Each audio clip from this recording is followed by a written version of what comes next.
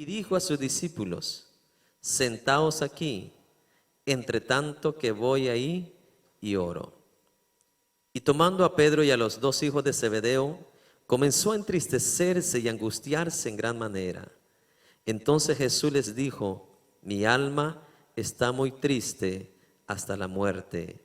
Quedaos aquí y velad conmigo. Tome su lugar.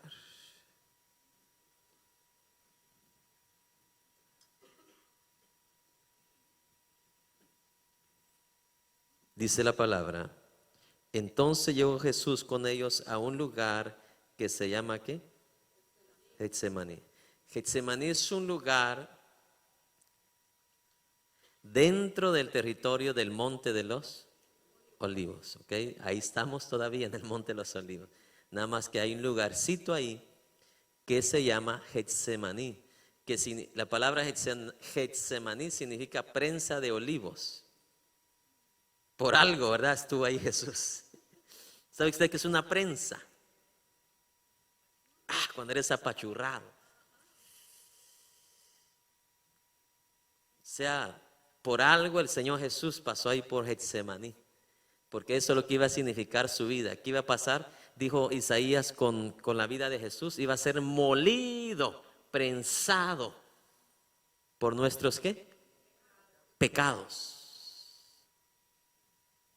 Por algo me llamó la atención el significado de ese nombre, Getsemaní. ¿Prensa de qué? De olivos. Pero en este caso el olivo iba a ser Jesús. Amén. Dice: llegó Jesús con ellos a un lugar que se llama Getsemaní y dijo a sus discípulos: sentaos aquí, entre tanto que voy allí y oro. ¿Sabe qué me da a entender a mí este primer versículo? Y nos ayuda a todos nosotros. Cuando tu vida está entrando en una situación dura, difícil, no vaya a quejarse con su amigo, con su amiga, con la comadre. Vaya con quién. ¿En dónde encontró consuelo Jesús? Con el Padre. Ese es el ejemplo que Jesús nos está dando a quién. A nosotros. ¿Qué te puede dar un ser humano? Nada más un abrazo. ¿Sí me entiende? Pero ¿qué puede hacer Dios? Fortalecerte. Como el canto, ¿verdad? Un canto que bien antiguo que cantábamos allá.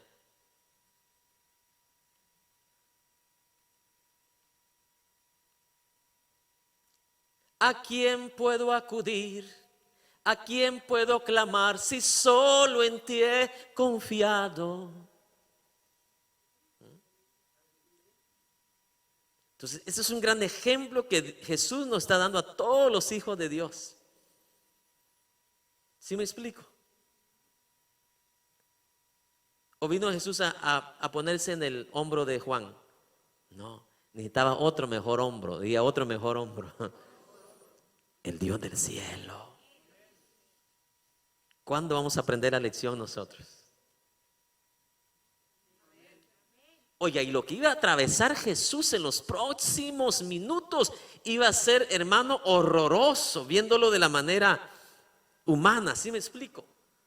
Todo el sufrimiento, el oprobio, las burlas, el castigo inhumano en el cual él iba a atravesar.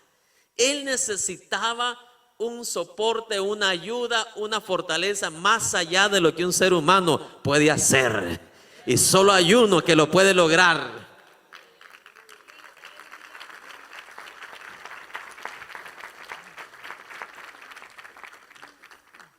Porque mire, yo lo único que puede hacer, o lo que cualquier persona puede hacer, llámese padre, madre, mira mi hijo, no, pues confía en el Señor, pues vamos a creer en el Señor. ¿Sí me explico? Que vas a salir de esto. Pero al fin y al cabo, esta persona tiene que ir ¿a quién? A Dios directamente, para que lo que papá y mamá le está diciendo, ¿qué? Se cumpla. La verdad, ultimadamente, la persona misma tiene que ir ¿a quién? A Dios.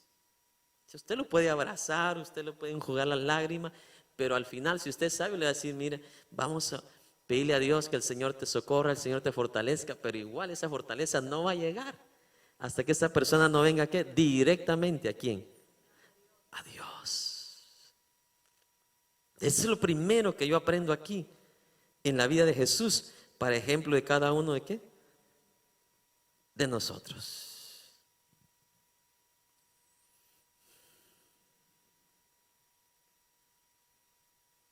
Dice Jesús: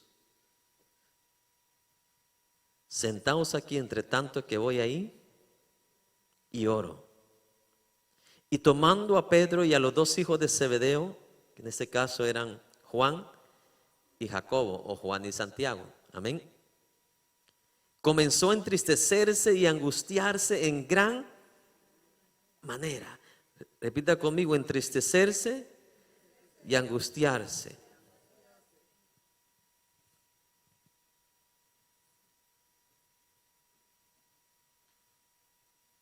¿Por qué cree usted que Jesús estaba entristecido y angustiado? No es por el dolor y el sufrimiento que él iba a aguantar y soportar en su cuerpo. ¿Me está escuchando? Por eso no iba a entristecerse el Señor Jesús. Es que en esos momentos él por primera vez en su vida iba a experimentar, grave es esto, lo que el ser humano vive cuando está o camina ¿en qué? En pecado. Un ser humano, grábese esto, sin Dios vive desamparado. Y esto es algo que para Jesús era difícil ¿de qué? De soportar y aguantar. Jesús no estaba triste por, mi amado hermano, por los clavos, por la corona de espinas. Jesús no estaba entristecido por el dolor que iba a aguantar. No era por eso que Jesús estaba triste. ¿Me está escuchando? Ya varias veces les había dicho Jesús a los discípulos que era necesario, ¿sí o no?, que el Hijo del Hombre que fuese ¿qué? Entregado a los gentiles y muerto. Y cuando Jesús les dice eso, él sabía que eso era la voluntad de ¿quién? De Dios. Pero no era eso lo que tenía entristecido a Jesús, como yo lo escuché desde cuando estaba pequeño, o tal vez usted también lo escuchó, ¿verdad? Entristecido por los grandes, eso no iba a entristecer a Jesús. No sé si me está escuchando. No, ya estaba preparado, capacitado para eso, aunque nunca también había experimentado eso. Pero, amados hermanos, grábese esto: a un hijo de Dios, el dolor y persecución que tenga por Dios no va a ser causa de ¿qué? De tristeza. El que conoce verdaderamente a Dios como Jesús conocía al Padre, él sabía muy bien que esa no era la causa de su tristeza. ¿Cómo lo sabemos? En el caso de los discípulos, apóstoles, los primeros cristianos, en el caso de Esteban, ¿se recuerda? Le estaban cayendo en vivo todas las piedras. ¿Se puso triste él? No. Un hijo de Dios que conoce a Dios, mi amado hermano, y no importa el martirio y lo que esté atravesando, porque recibir piedras en vivo no es fácil, y morir así de esa manera no es fácil. Pero un hijo de Dios que conoce a Dios sabe que eso no es motivo de tristeza. Al contrario, dice la palabra, es motivo de gloria suprema. ¿Por qué? Porque lo que espera adelante, dice Pablo, es la corona de vida.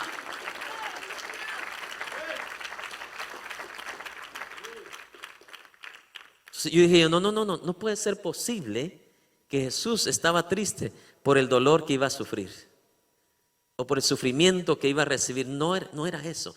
Tiene que haber sido algo más allá, más profundo, y era eso: de que por primera vez en la vida él iba a experimentar el desamparo de Dios Padre. No sé si me está escuchando. Dice, siendo santo, se hizo ¿qué? Pecado, para llevar ¿qué? La carga de todos estos pecados en su vida, mis amados hermanos.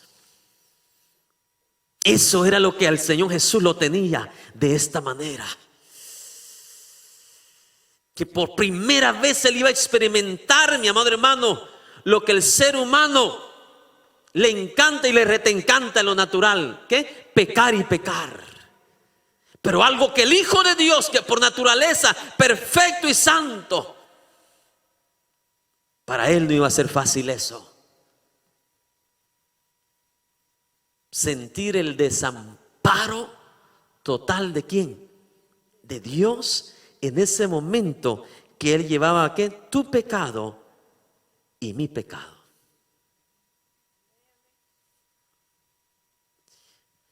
Yo cuando meditaba esto hoy, como le dijera, ¿se recuerda lo que sucedió en Juan 11:35 cuando dice la Biblia que Jesús lloró? ¿Usted cree que Jesús lloró por la amistad que tenía con Lázaro? No. ¿Sabe por qué Jesús lloró ahí en la tumba de Lázaro? Por lo mismo que estaba sufriendo aquí. Cuando ve a Lázaro muerto, ve a todo el montón de gente llorando, se recuerda a Jesús de todos los estragos que ha hecho el pecado. Y la muerte es uno de los estragos del pecado. Y eso entra en el espíritu de Jesús como esa, como le dijera, como ese celo espiritual de ver cómo el pecado ha traído al hombre ¿a qué? A la muerte, porque eso no es lo que trajo Dios al ser humano. ¿Me está escuchando? Dios trajo vida eterna para Adán y para Eva. Trajo vida completa para el ser humano. Tanto dice la Biblia que había un árbol que se llamaba árbol de la vida, que si a alguien le daba una gripe, un catarro o algo, nada más la hoja sanaba a la persona. Pero cuando Jesús está enfrente de ese cuerpo muerto llamado Lázaro, que era su amigo, como que penetra todo eso, ¿no? Al meditar, imagínense los 4000 años de memoria que le vinieron a Jesús de todos los estragos que la muerte ha causado. ¿Por causa de qué?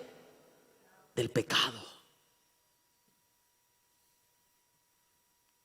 Es por eso que en ese momento cuando Jesús inmediatamente llora por esa situación, en ese momento Él dice estas palabras: Lázaro, ven fuera. Que el único que puede y el único que tiene victoria total sobre la muerte es Jesucristo.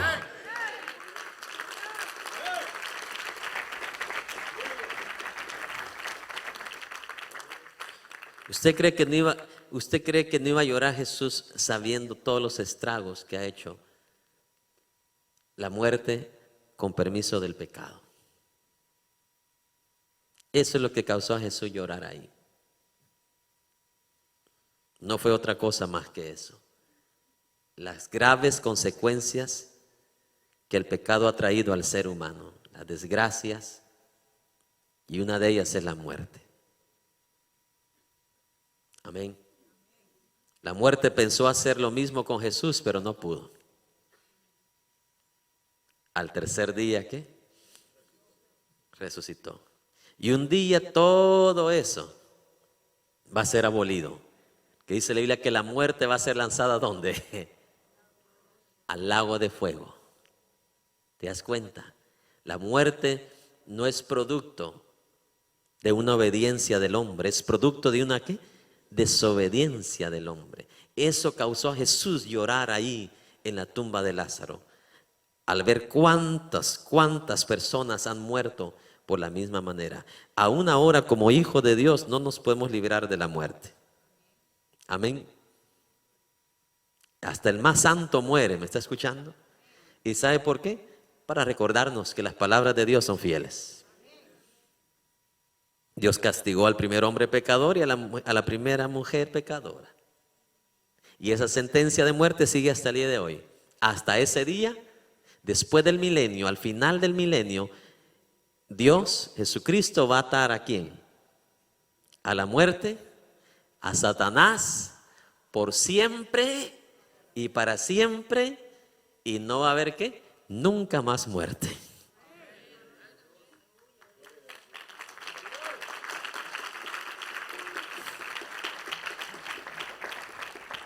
Aleluya. Bendito sea Dios. Seguimos. Verso 37. Y tomando a Pedro y a los dos hijos de Zebedeo, comenzó a entristecerse y angustiarse, ¿qué dice? En gran manera.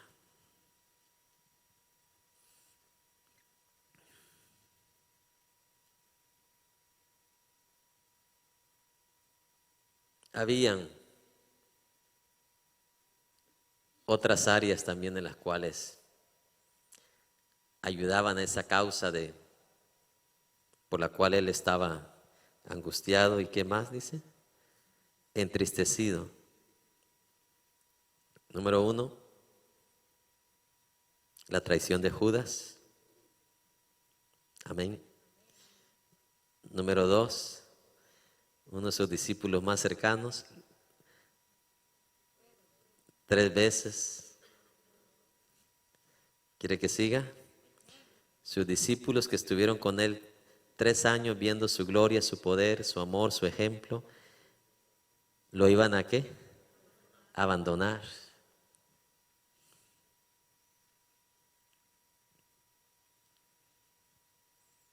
Cuarto, y uno de los más grandes, la nación por la cual él vino iba a gritar en unos breves momentos: crucifíquenle, crucifíquenle.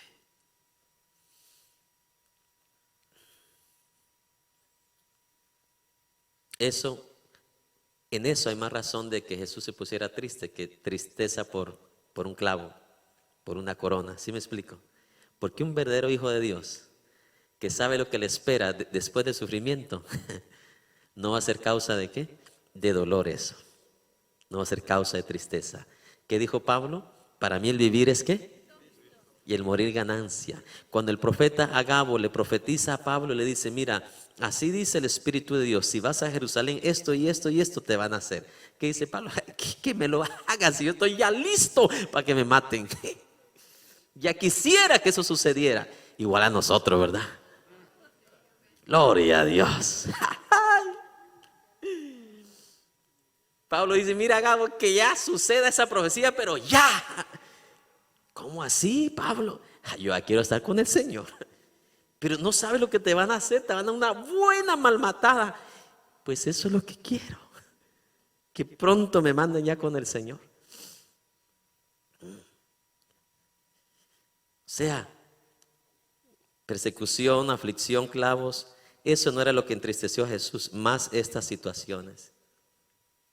Personas que Jesús dio todo por ellos y ellos no dieron nada por él.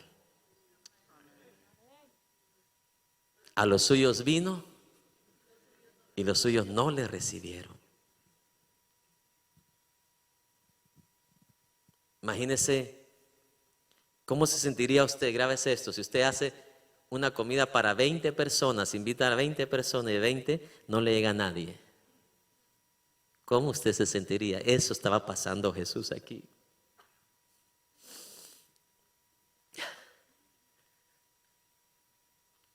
Lo de Judas, lo de Pedro, lo de los 12 discípulos, por último, lo de su nación Israel. No había razón de sentirse de esa manera. En otras palabras, diciendo Jesús: wow, ¿cómo es el ser humano? Ahorita cuando más los necesito por este momento que voy a pasar, es cuando más que se aleja. En esos momentos cuando más iba a necesitar Jesús a los discípulos, cuando más iban a correr ellos, hermanos, cada quien guardando su vida. Cuando más necesitaba un hombre fiel allá a su lado de Jesús, ahí viene la traición de Judas. Cuando más necesitaba una nación de la salvación de Jesús, es cuando más rechazo iba a tener en unos breves momentos de su propia nación israelita. ¿Verdad que sí había razón que se sintiera así Jesús? Entristecido y angustiado en grande manera. Vamos al verso 38. Entonces Jesús les dijo: mi alma está muy triste hasta la muerte.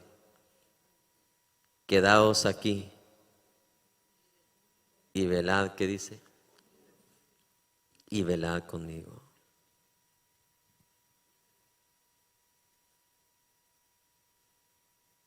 Lucas 22, 44. En este mismo instante, Lucas va más en detalle a lo que estaba sucediendo aquí. Amén. Y lo vamos a leer porque aquí, en este caso, Lucas está siendo más detallista en este preciso momento lo que está sucediendo aquí. Lucas 22, 44.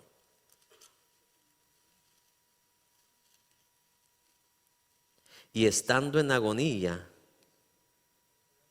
oraba más intensamente, y su sudor como grandes gotas de sangre que caía hasta la tierra.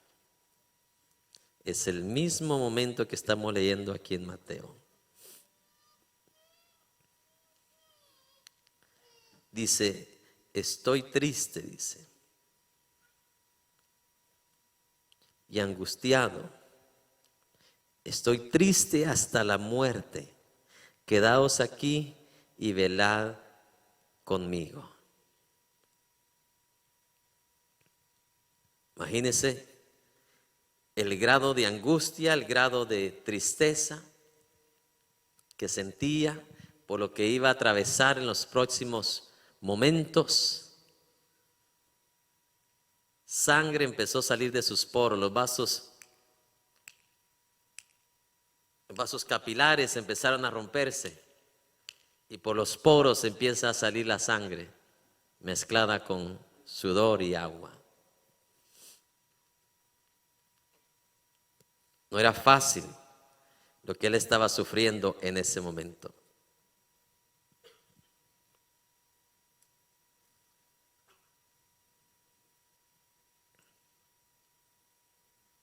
Mi alma está triste, ¿hasta cuánto? Hasta la muerte.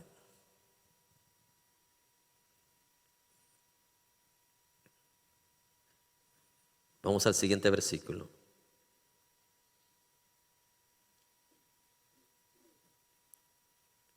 Verso 39. Yendo un poco adelante, se postró sobre su rostro, orando y diciendo: Padre mío, si es posible, pase de mí esta copa, pero no sea como yo quiero, sino como tú quieres. Lucas dice en 22:41 que Jesús se retiró de una distancia de un tiro de piedra. ¿Sabe qué significa eso, verdad? Aproximadamente entre unas 30 a 50 yardas. Usted agarra una piedra y la lanza a esa distancia donde usted la pudo tirar. Esa es la distancia aproximada en la cual dice Lucas que Jesús se retiró de los discípulos para ir a orar.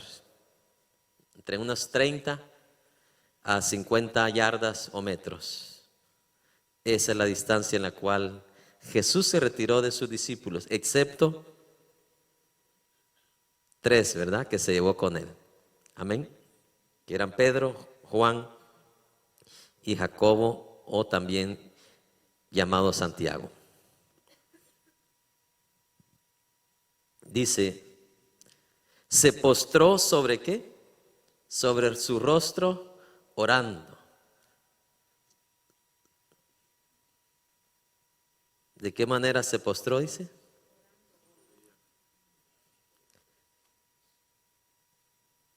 Esto es arrodillarse, pero postrarse sobre su.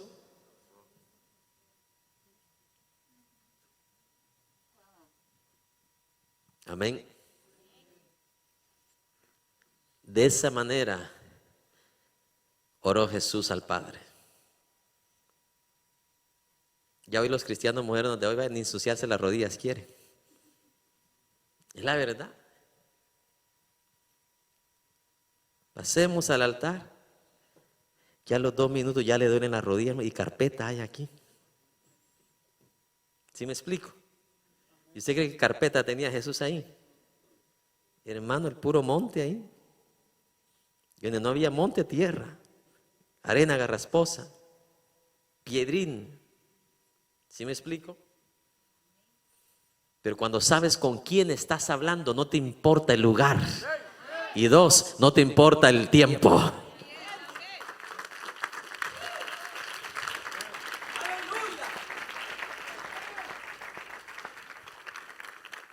No te importa el lugar y no te importa ¿qué? El tiempo.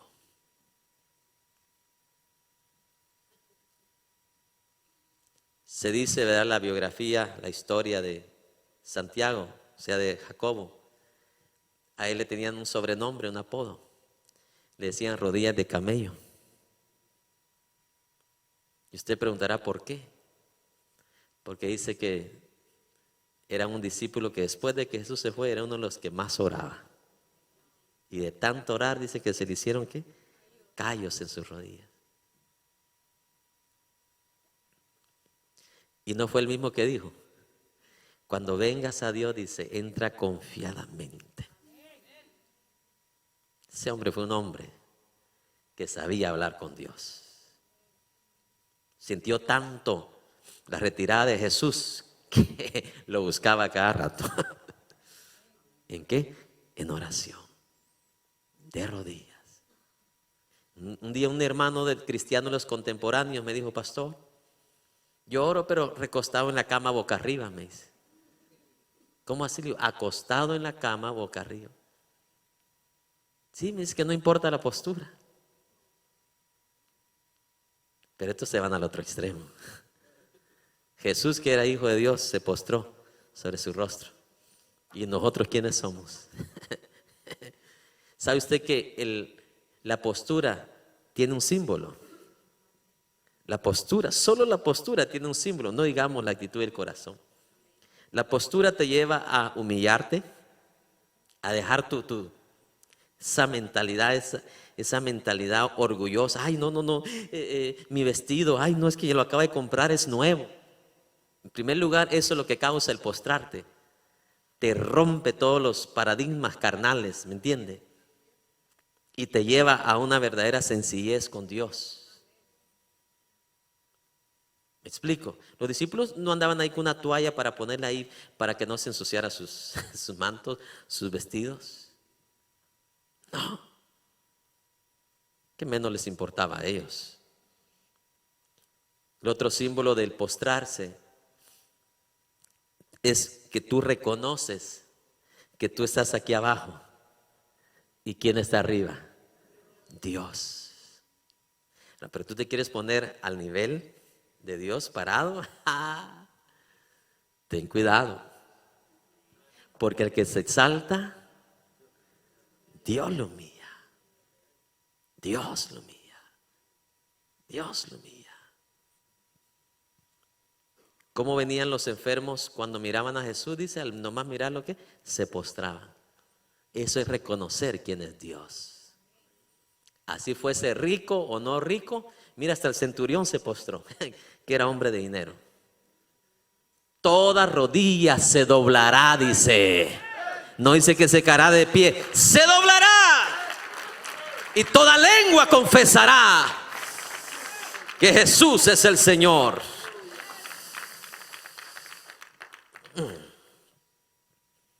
Qué precioso. Wow. Seguimos adelante. Yendo un poco adelante, como entre 30 y 50 metros, se postró sobre su rostro orando y diciendo: Padre mío, si es posible, pase de mí esta copa, pero que no se haga como yo quiero, sino que como tú quieres. Hay aquí algo tan glorioso, hermano. No sé si usted si lo vio o lo lee ahí en ese versículo. Hay algo tan glorioso que sucede por primera vez. ¿Qué es lo que por primera vez usted lee ahí? En ese versículo.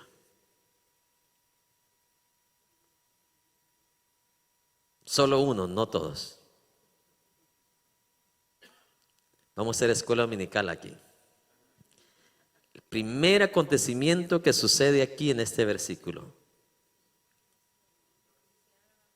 No, Jesús ya hizo la voluntad desde que nació. ¿Ah?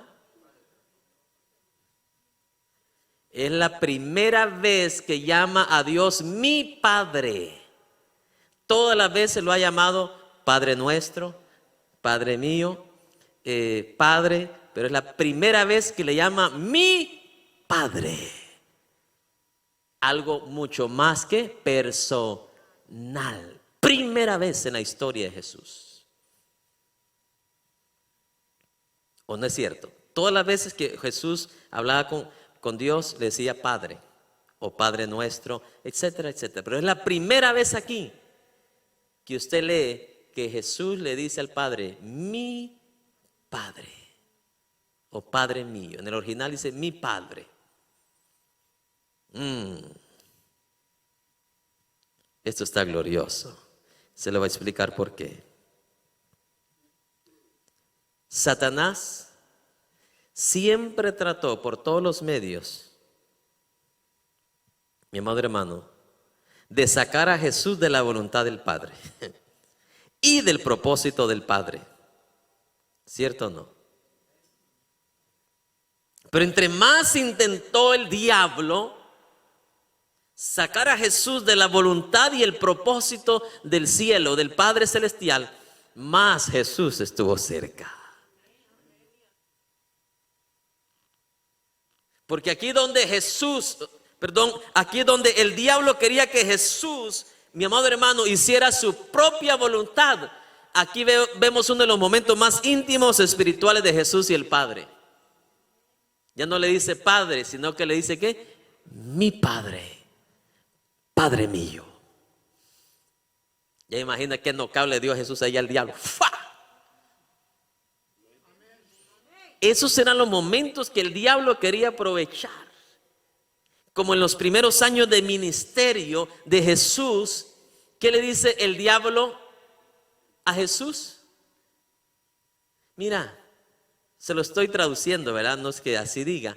Mira, Jesús, tú no tienes por qué pasar todas las cosas que vas a pasar y todos los sufrimientos. Eso es lo que tu Padre quiere, pero mira, si tú me adoras a mí, tú no necesitas de pasar todo ese sufrimiento. Yo te voy a dar, ¿qué? De una vez, de un solo, todos los reinos de esta tierra. El diablo, grábese esto, joven, señorita, varón, dama, adulto y adulta que está aquí en este lugar. El diablo siempre te va a prometer a ti algo más fácil. Siempre te va a poner algo que se vea a la vista más atractivo. ¿Está escuchando? Pero ¿cuál es el propósito de Satanás? Es sacarte de la voluntad de Dios. El diablo le puso algo bien atractivo a Sansón, pero eso estaba ¿en qué? En contra de la voluntad de Dios. En contra de la voluntad de Dios. Por eso Jesús se adelanta a los discípulos y les dice: por esta razón ustedes tienen que orar para no entrar ¿en qué? En tentación.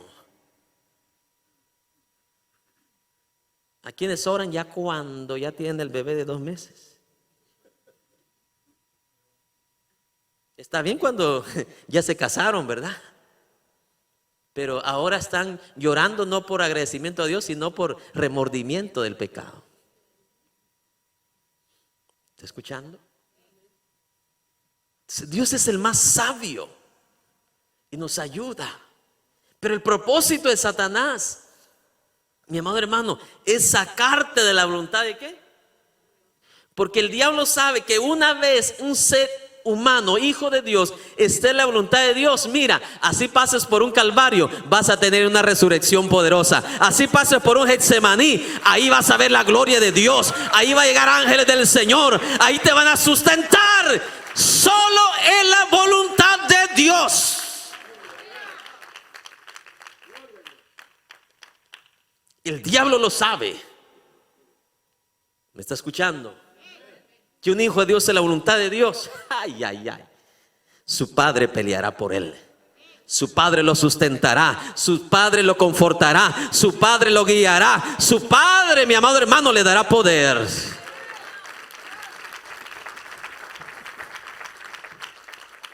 Se cumplirá el canto que dice: y el enemigo caerá vencido, caerá ante tus pies. Y en toda lucha y en toda prueba tú podrás vencer. Esa es la verdad. Eso es lo que quería Satanás aquí en ese momento. Separar a Jesús de la voluntad de ¿quién?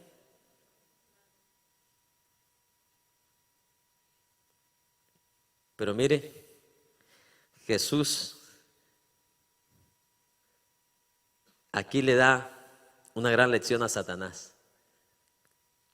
Y le dice a Dios: Padre mío, mi Padre. Qué gloriosa conversación, ¿no? Si es posible, pase de mí esta copa, pero que no sea ¿qué? Mi voluntad.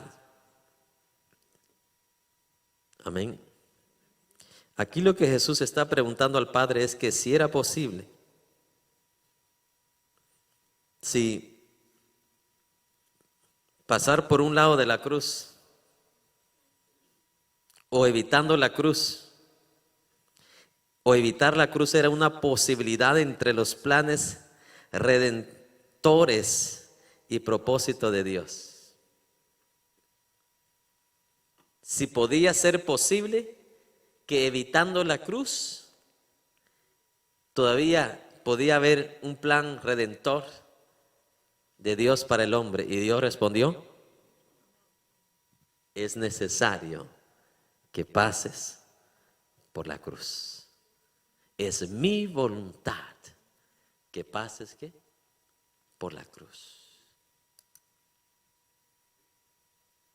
Jesús, vemos aquí cómo se sujeta a la voluntad de ¿quién?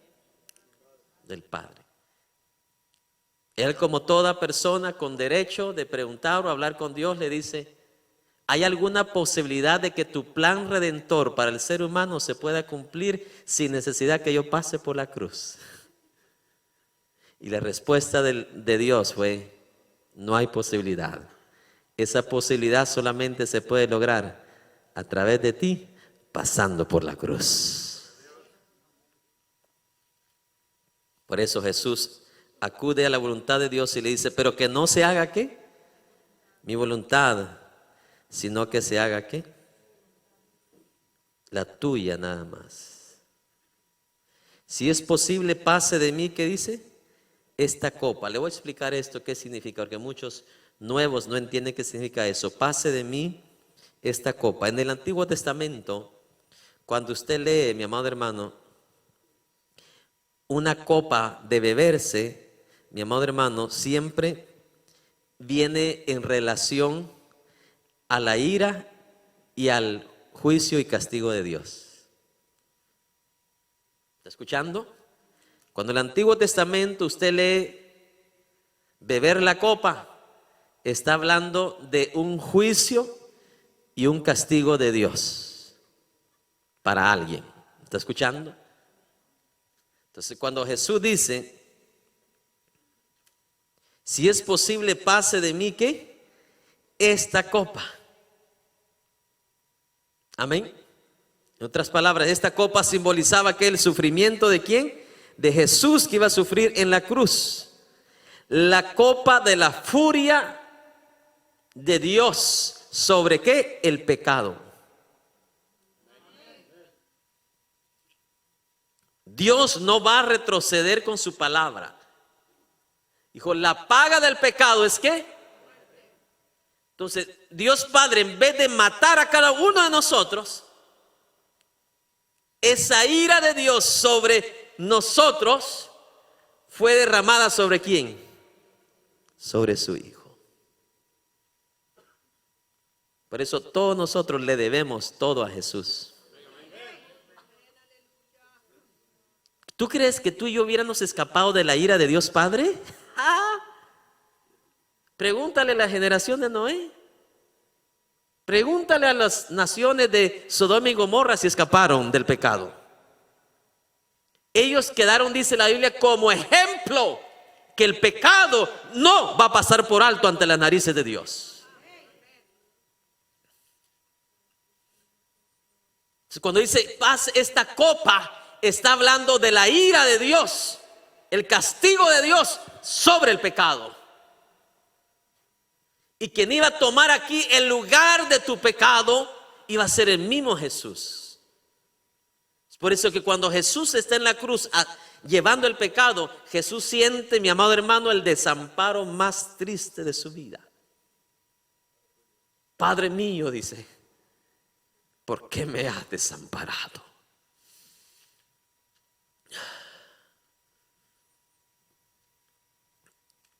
Como aquel hombre, ¿verdad? Que no agradeció lo que su mujer hizo toda su vida y de repente su mujer se va y lo deja. Ay, ahí se siente solo el hombre. Mira cuántos hombres no me han llamado llorando: pastor, ore para que mi esposa regrese, se fue del hogar. Yo no voy a orar para que regrese, yo voy a orar para que usted cambie primero. Su esposa no se fue por gusto. Es que piensan que la vida es una vida subjetiva, ¿sí me entiende? Que los seres humanos son robots, sin sentimientos, sin corazón. No, mi hermano. Parecido como aquel hombre que me pedía oración porque se iba a casar. Yo por curiosidad le pregunto y lo miraba ya de unos 55 años. Le digo, ¿y su primera esposa? No, va a ser mi cuarta, me dijo. Con eso me dijo todo. Le digo, no, hermano, yo no voy a orar por eso. Voy a orar para que Dios lo cambie a usted. Porque pobre mujer la que se va a casar con usted. No creo que las primeras 3 mujeres tuvieron culpa, le dije yo. Algo tan desastroso hay en su corazón. No ha sabido tratar a una mujer, a una doncella, a una princesa. Triste. Ore para que Dios me la traiga. Dios no es subjetivo. Dios se la va a traer cuando usted ya haya cambiado. ¿Sí me explico? Dios no va a permitir que una mujer así sea maltratada. Una mujer que ama, mi amado hermano, la tengan de esa manera. Jesús dio la orden, el mandamiento. Maridos, ¿qué dice? Amad a vuestras esposas. Mire qué amén tan glorioso los varones, que hasta la cámara se rompió ahí de la bocina. Te voy a dar una oportunidad más. Dice la Biblia: maridos, amad a vuestras mujeres. Aleluya. No sé si por miedo o qué fue eso, pero Dios lo sabrá mejor. Si es posible, pase de mí esta copa, y no sea mi voluntad, sino tu voluntad. Si quiere los versículos donde aparece en el Antiguo Testamento copa como juicio, como castigo, furia de Dios: Salmo 75:8, Isaías 51:17, Jeremías 49:12. Última vez, Salmo 75:8, Isaías 51:17, Jeremías 49:12. Amén. Vamos a seguir leyendo. Verso 40 de Mateo. Vino luego a sus discípulos y los halló, ¿qué dice? Durmiendo.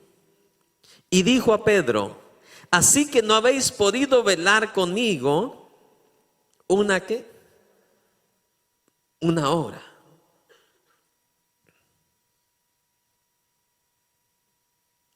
¿Sabe? Aquí el propósito de Jesús no fue avergonzar a sus discípulos. Amén. Sino enseñarles y fortalecerles, mi amado hermano, que en situaciones así deben de buscar ayuda, ¿qué? No humana, sino divina. ¿Me explico? No fue en ningún propósito de Jesús aquí avergonzar a sus discípulos. Amén.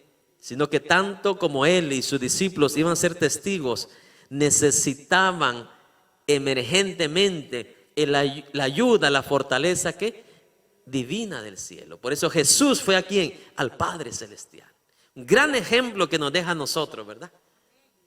Sabe que a veces, a propósito, cuando tú a la buena no quieres buscar a Dios, no quieres orar a Dios, no quieres buscar su dirección, no quieres hacer la voluntad de Dios, a veces Dios mismo permite que tal vez te corran del trabajo para que tengas tiempo para Dios.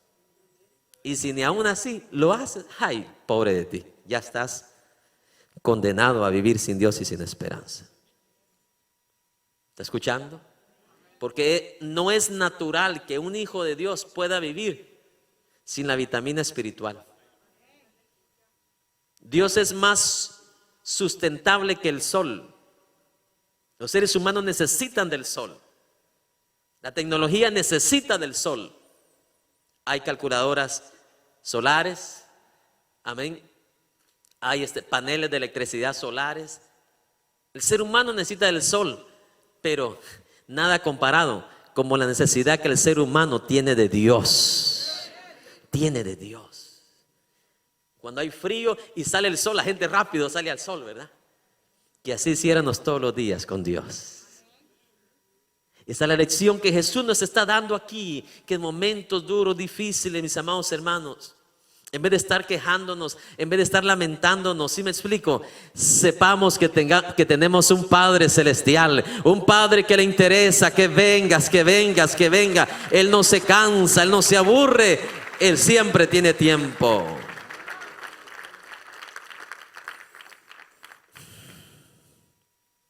Amén.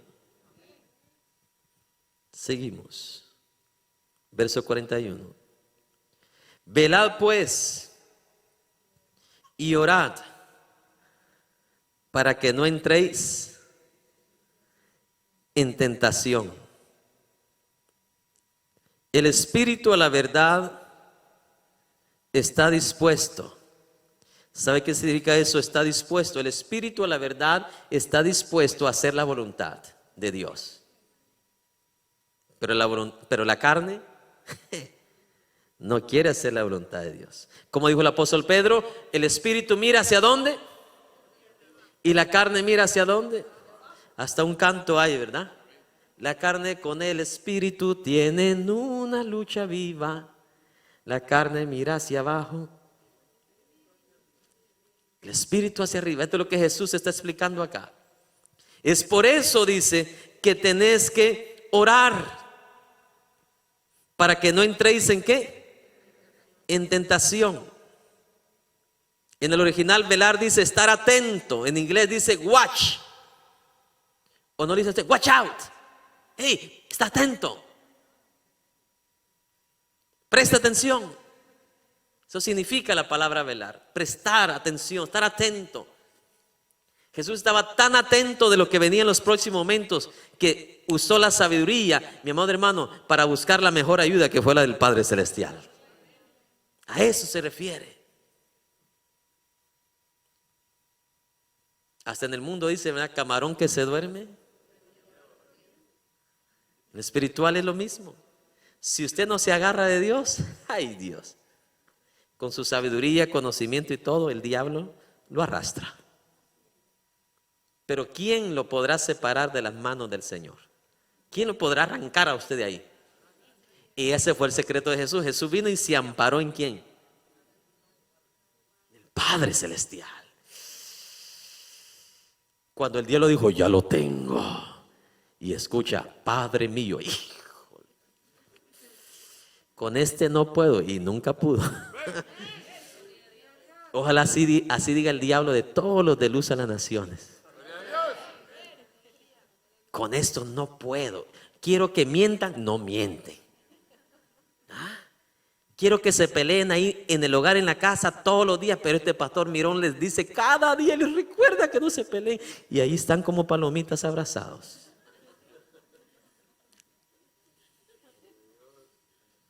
Sí, eso es lo que quiere el diablo, ¿sí o no? Claro que sí. ¿De qué me sirve a mí estar aquí gozándome? Yo siento gozo. Y en la casa el diablo me tiene dándome y con mi esposa. ¿Cuál es mi evangelio? Falso. El falso de los más falsos. Es la verdad. Pero cuando estamos atentos, we're watching our lives, estamos atentos a nuestra vida, atento a lo que viene, atento a toda cosa que el enemigo quiere poner, mis amados hermanos. Entonces ahí venimos a acudir ¿a quién? Al Padre Celestial. ¿En el nombre de quién? De Jesucristo. Y déjeme decirle, sí ayuda. A Jesús le ayudó. Que en esos momentos cruciales antes de la crucifixión viniera Dios. Una gran lección para usted. ¿Cómo usted puede pasar los peores momentos de su vida? Solo con Dios. ¿Cómo puede atravesar las mareas? Esas mareas tumultuosas como las que le vino a Job, ¿me entiende? Solamente agarrado de la mano de Dios. La Biblia dice que Job cada madrugada, todos los días, estaba en la presencia de Dios. Y para él era más difícil que nosotros. Usted ahora en la dispensación de la gracia solamente se arrodilla en el aposento secreto y ya está con Dios. Pero en el antiguo pacto usted tenía que ir a traer la leña primero, a conseguir la leña. Y luego que la conseguía se la traía en el hombro a construir el altar.